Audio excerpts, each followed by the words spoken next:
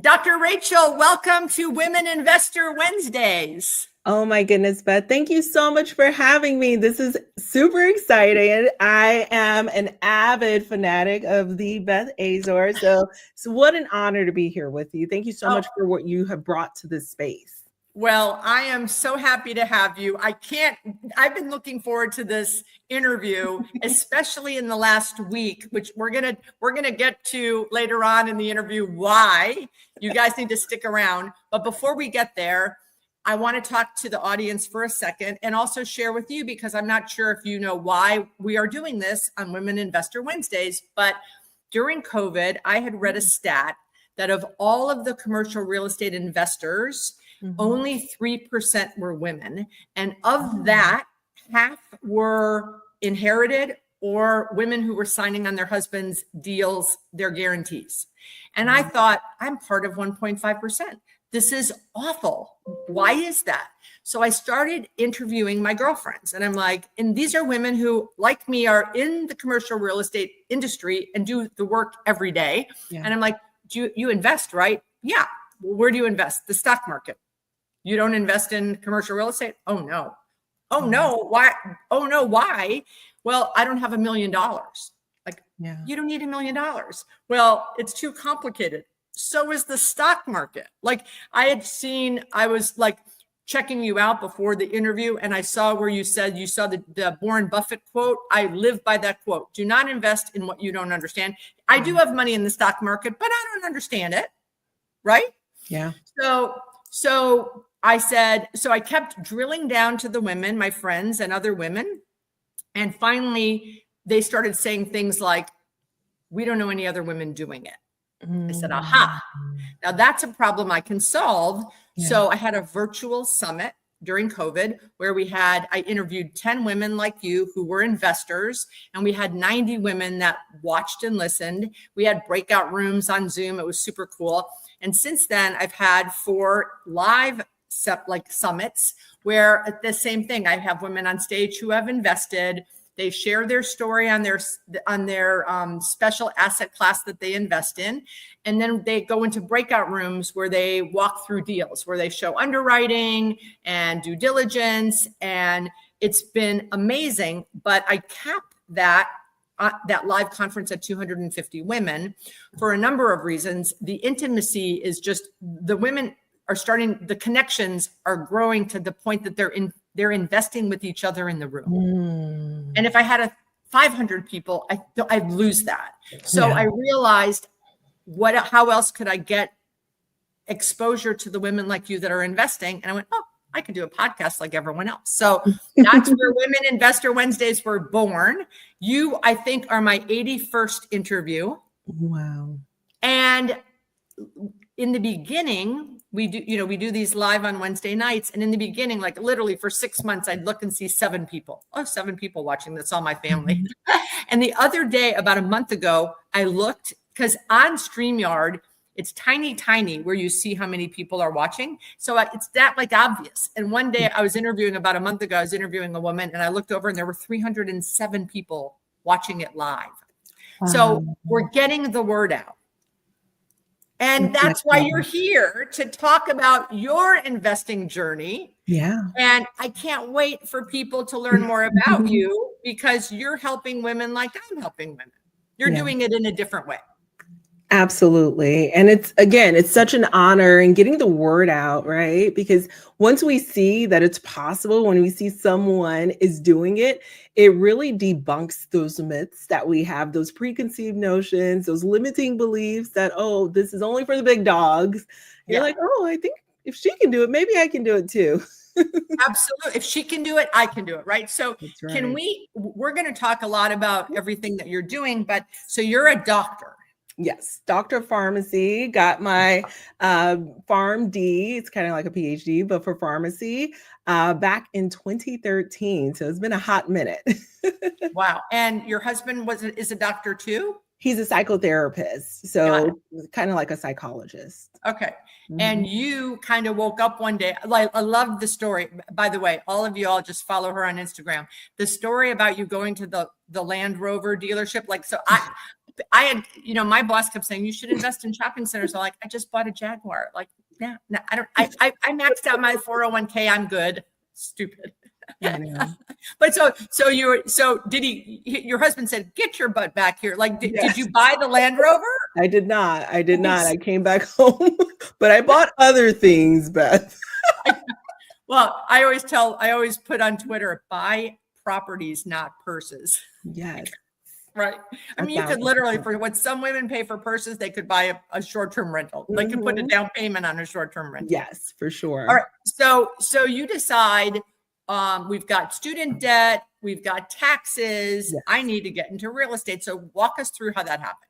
Yeah. So I graduated, my husband and I, with $500,000 in student loan debt. And that's where the story came from, where I did not really understand what impact that would have on my life. The monthly payments to those student loans was about 3x our monthly mortgage.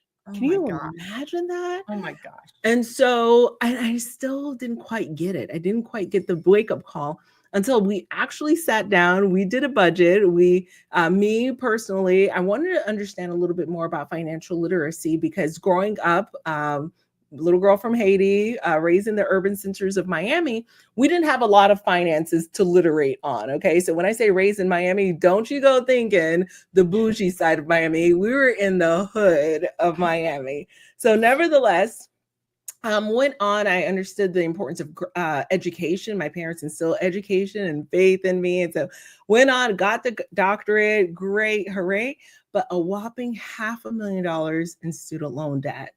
And so having that scarcity of financials growing up, not having a lot of funds, the first inclination that I had is, okay, now I'm graduated. I came from residency where I was making $30,000 to whopping like $92,000. That's nearly 6 figures.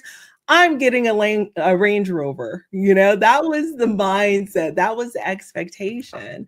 Yeah. That was kind of what I had seen growing up in the inner city of Miami. You got the big car. The house may be dilapidated, but we're getting a good car. Right. And so, but my husband was not having it. He was like, no, we need to figure out these bills first. And rightly so, because we had just built a brand new home. My child's going to private school only, and I had this chip on my shoulder. And sadly, the wake-up call came when we actually did the bills. We learned a lesson about taxes, right? And just like, whoa, what a wake-up call. So jumped on the Dave Ramsey train with a vengeance. We sold everything but the children. We were like, we got to get out of this. And we started to, get some small wins and then some medium-sized wins. And so I really, no disrespect, Dave.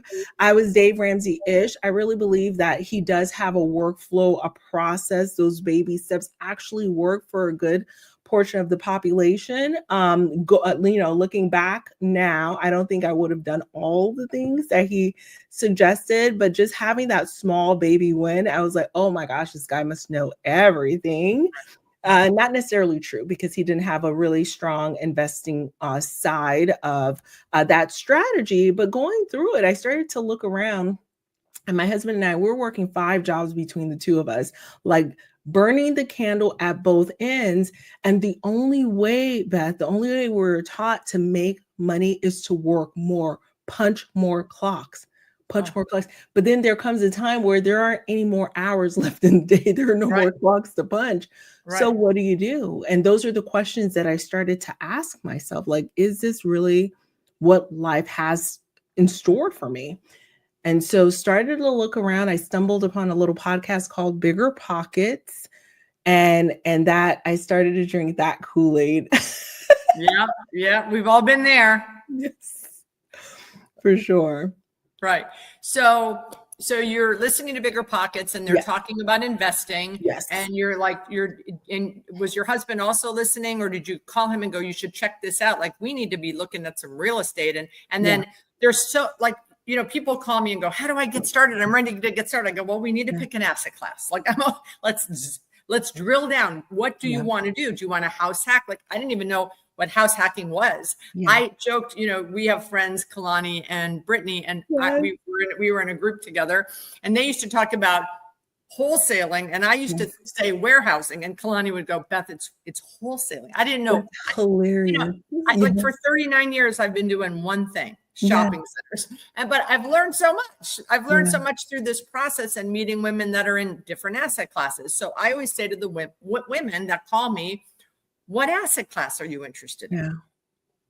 Right? Because I think you got to go deep and not wide, because 100%. Right? Okay. So did you know right away, like, okay, like what was your thought about what's the first thing we're going to look at? Okay, so that's a great question. And for those ladies who have reluctant spouses, everything that I do in my life, I feel like my husband is kicking and screaming, and rightly so, because I have dreams, right?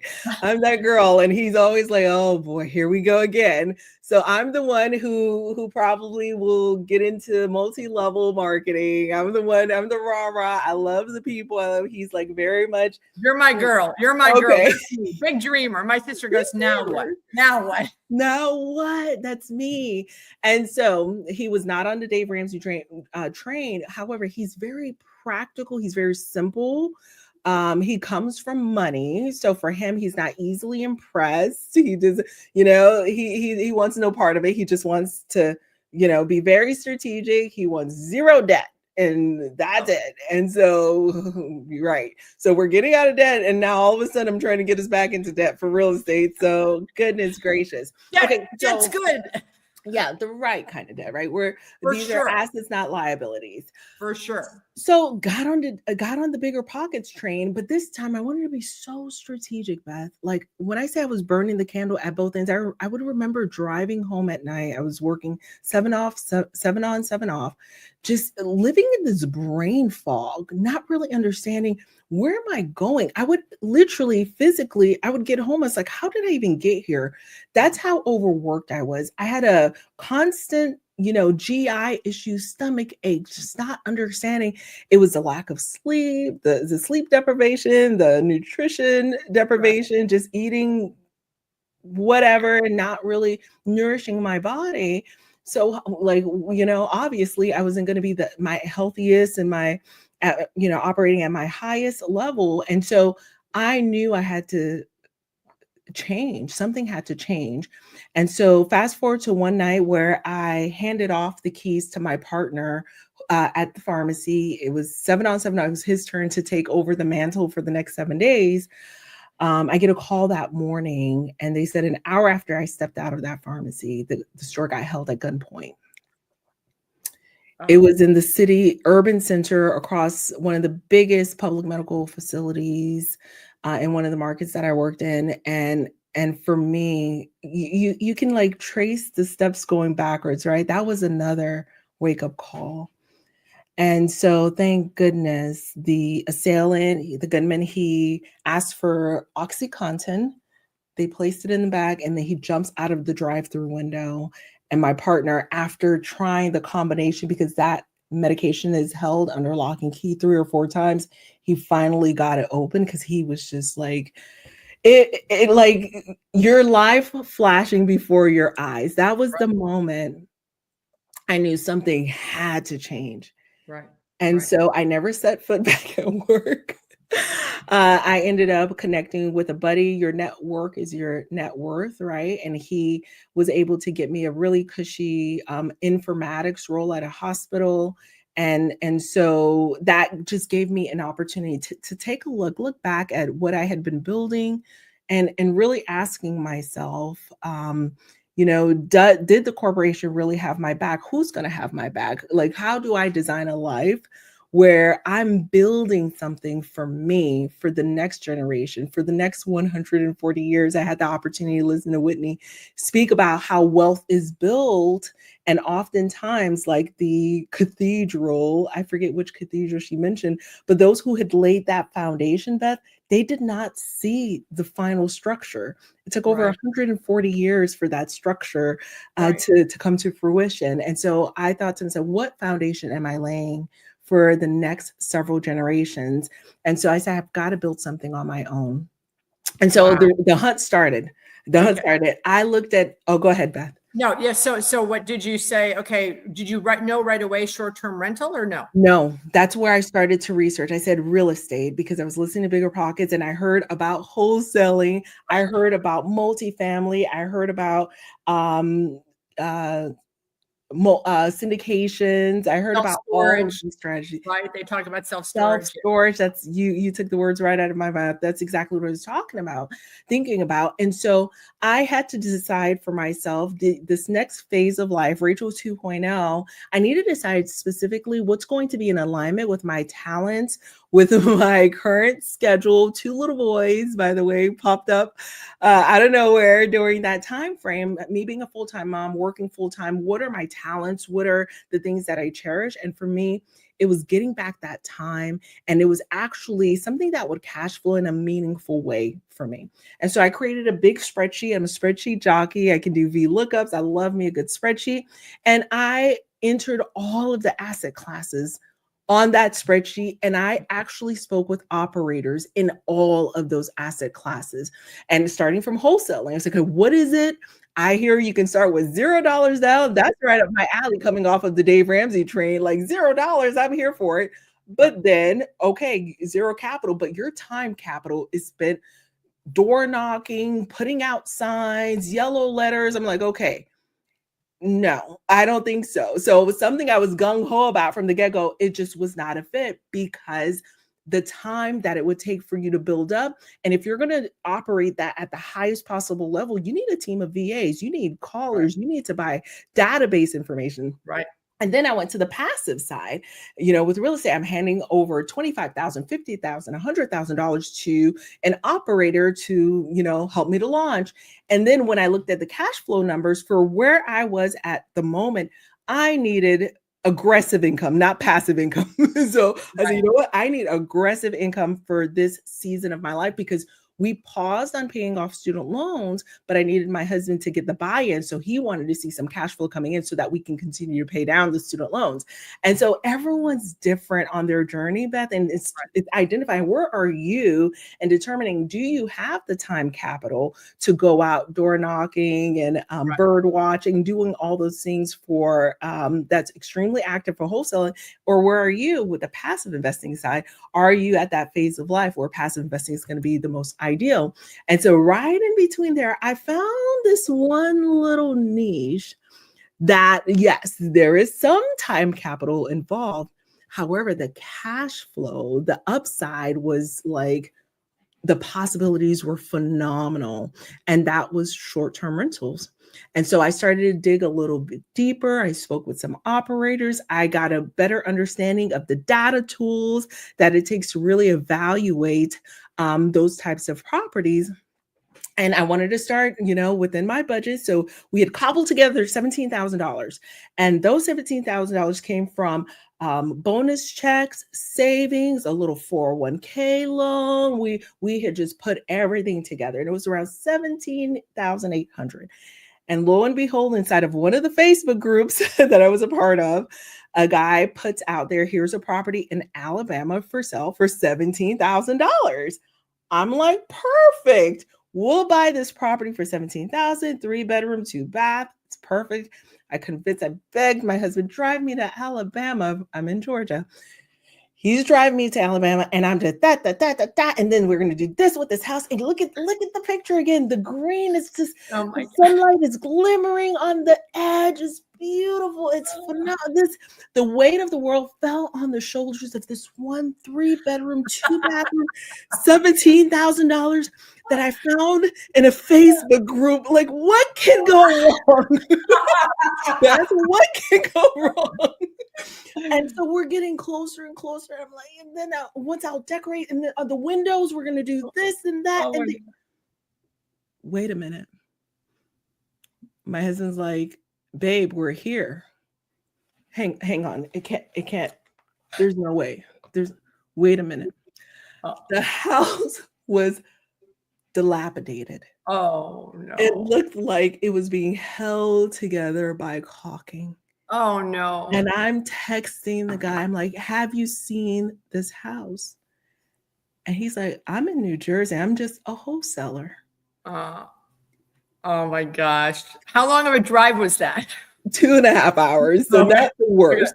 That 2.5 hour drive back, your husband's like, Oh, can you imagine? I can't imagine. My mouth was the ratio of conversation to listening flipped on its head. And we had a deal. And the deal was, he's gonna let me. I had convinced. I said, let me try this one thing. You see me. I'm studying. I'm learning. I understand how this is gonna work. Let me just let me take this bet on myself. He says, if this doesn't work out, we go back to piling up cash. Debt snowball. That's what he liked. Yeah. So on the way back, he was like, my celebrating softly yeah. that he wins. But he saw that I was defeated. I was defeated. And as I'm driving back home with him, I'm thinking to myself, how did I get in this situation? What were the red flags? Right. And thankfully, Beth, I didn't open my wallet until I went to see the property, because some investors, you're investing with people you don't trust, you don't do your due diligence, and you just gave them a boatload of money. So at least we didn't, that was one plus. We went ahead and we validated, because we were getting a property from a stranger. And so as we're driving back, I started to evaluate, and the guy kept trying to give me a pep talk. Oh, you can, you could build it, you could raise it to we're going to start from scratch. And I realized at that moment, wholesaling and that whole department of asset class is not for me. I'm not part of the We Buy Ugly Houses crew. I'm a We Buy Pretty Houses person. Right. So I needed something that was almost ready to go. I'll do a little lipstick. I'll do a little carpet, but I cannot do it. That was good that you learned that. I did. That was good that you learned that, right? Yes. Okay, so let's talk about the first one that you did. So the next day, a property pops up on Zillow, walking distance from my house.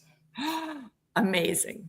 My husband, he sees it. He goes, because he had the alerts. I had the alerts. He shows it to me. It was priced at $290,000. Okay. It's not $17,000, Beth. Right. That's big. $290,000. It was on the MLS. We recognized the neighborhood. I knew that this is a $400,000 neighborhood. Knowing your market, so important. Took that same $17,000, got approved for like a 5% down loan, and used that as a down payment instead of a cash purchase. We had that property up and running within 30 days, and we made $6,000 that first month.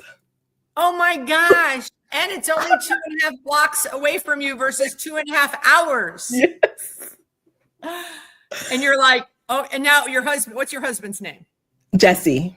So Jesse said, oh, there might be something into this. Absolutely. Absolutely. Within a year, we were at 3 properties, and he was the first to retire from his very stressful W-2. And he ran the operations on a business that he wanted nothing to do with. So ladies, gents, I know I love a reluctant spouse. They're here for our own protection, for our own safety. But once they see the checks rolling in, once you've run your numbers, you understand your market, and you're really doing your due diligence, and they see the money coming in or the appreciation that's occurring, it helps. So I think I heard you now have over 60 properties. 57. We've got 3 under construction. So 57 that are generating revenue. So now you're building from ground up. Yeah, we have 2 that we're building from ground up, and then 1 that got impacted by some hurricanes, 2 that got impacted by some hurricanes. So massive renovations that are occurring.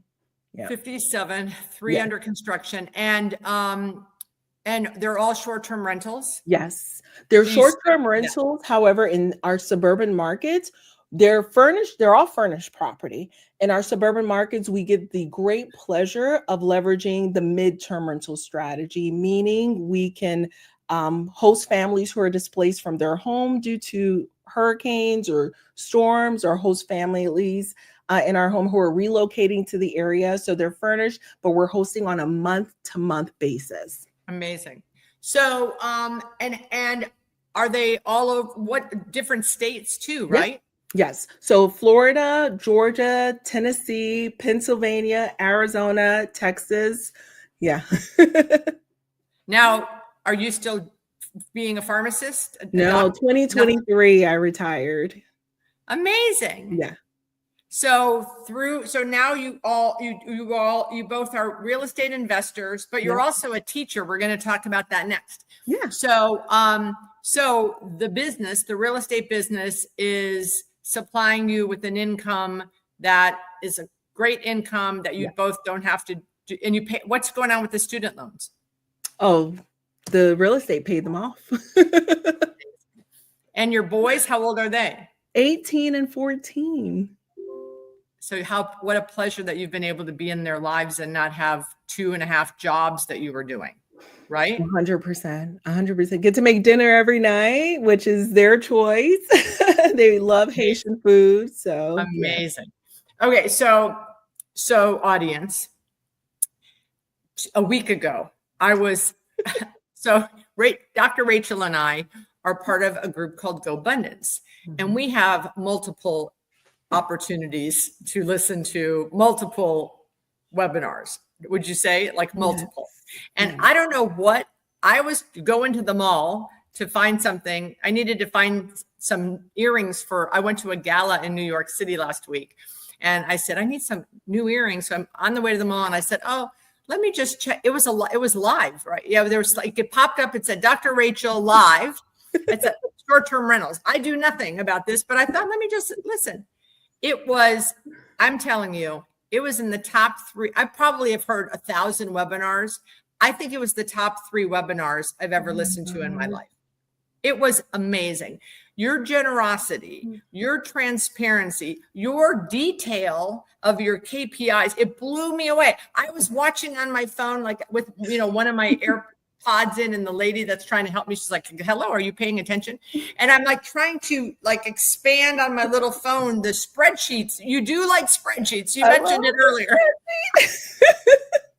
So for anyone listening, so what this was Dr. Rachel has webinars that teach women about short-term rentals, but it's also a magnet to get them into your academy class or coaching program, right? So why don't you tell, because I was literally saying, if I wanted to do short-term rentals, I'd be taking this lady's class because this is amazing. So why don't you tell the audience, in case there's some people that want to learn more, what it's about and how they can find you.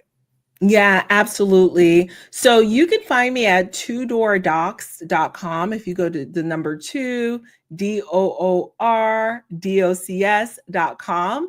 And the reason I know that we talked about big numbers, Beth, however, my husband and I, it took us 3 properties for him to retire and just a few more for me because I had my own self-limiting beliefs and money trauma, but I could have retired much earlier.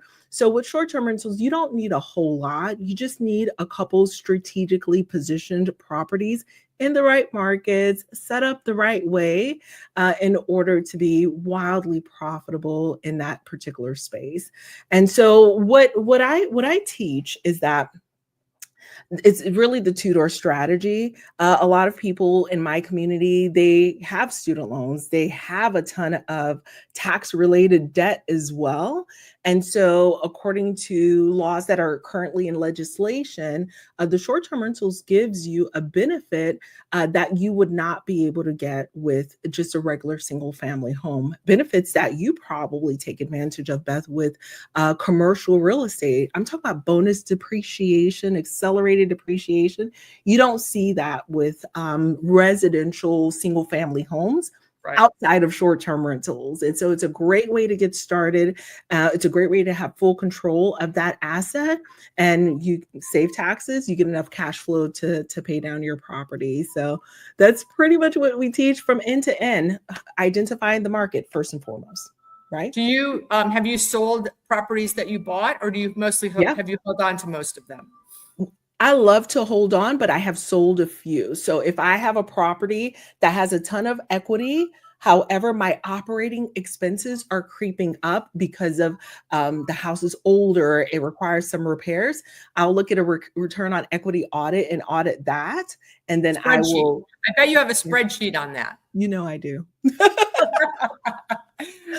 What about do you I loved what I saw a couple of things on Instagram where you said buy bigger because more people can stay and you can get more income. Such common sense, but you know, so I love that.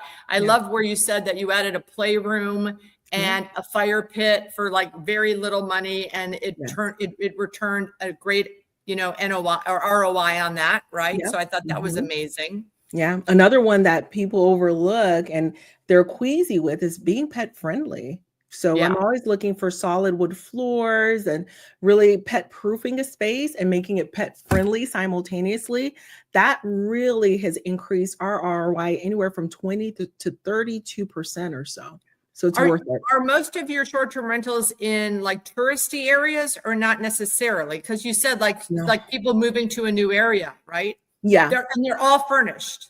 They're all furnished. So not necessarily touristy areas. So we're in some areas where it's single family homes, families who are relocating to an area and they need that in-between furnished space while they determine which school districts, or they're there for training for 3 months. It could be an executive that is looking for a place to stay with his family while he or she is training. I'm about to renovate my house and I'm going to be looking to move out for 6 months, and I am going to have to find a place. I'm not looking forward to it. I'm going to hire a broker. Yeah. Find me a place. So do you take on investors? Do you syndicate any of this, or it's just you and your husband? No, we do syndicate some of it. So when we were experiencing some rapid growth, I would say back in 2023, towards the end of 2023, after I had retired, I went all in. So we do have a portion of the portfolio that is syndicated. So do you like that? I do. It's almost like you have some new bosses, Yes, right? Yes. But at the end of the day, I do a lot of due diligence. The communication is key. Transparency is key with that. And so we may raise again, we may or may not, just depending. We have a few projects down the pipe. We may not need to. And what's your goal? Like, so you're at 57 plus 3. What's your goal in 3 years? Where do you want to be? I want not necessarily to grow the portfolio significantly. I have been holding some amazing retreats for women in healthcare. I absolutely love that. I would love a retreat house. I'm not sure if it's going to require me to flip a few properties to get there or just newly construct on some type of island somewhere. So that might require a few flips, but we'll see what that looks like. Amazing. That's amazing. Well, a woman bought an island, and I travel with a women's group. And last year we went, it's called Ariel, Ariel. Yes. Brittany. Yes. Yes. We went to that. I went to that island, and then Dr. Erin Hudson, she was a chiropractor. Oh. She is also retired from chiropractic, and she is put little mini homes, I want to say like on a lake in Missouri, and they're like 12 little mini houses and fire pits and a lake, and it's like a retreat thing. I love that. Yeah. I'll have to look up Dr. Erin. I know about Brittany's. Yeah. So we have an orphanage that we're supporting in Haiti and Bolivia. So we're thinking of all the proceeds from those experiences going towards supporting those self-sustainable orphanages. So that is the goal. Amazing. Well, Dr. Rachel, this has been wonderful. One last piece of advice. So we have a lot of women that watch, men too, but mostly women, and they are sitting on cash. They have a fear factor, right? And they're trying to figure out, I want to do it, but I'm not sure how to get started. What would be your advice for them? Do something. Just start. 2025 is the year that I think women, we want to lean more into our autonomy, whether it's connecting with a group or a resource that you know, like, and trust, but take action, do something to design a future that is beyond your wildest dreams. Yeah, and you're like, we're going to see each other in June. You're attending the Invest Her conference. I went last year, great conference. Yeah. My conference is next March. Hopefully Dr. Rachel will be there. Yeah, and I would love to. So it's been such a pleasure reconnecting. Yes. And I can't wait to see you in June and spend a couple of days with you. Yes, you too, Beth. Thank you. Thank you for being a guest on Women Investor Wednesdays. Appreciate you. And reach out if you want to learn more about short-term rentals. I'm telling you, Dr. Rachel, she's the real deal. She's the OG. Yes. All right. Bye, everybody.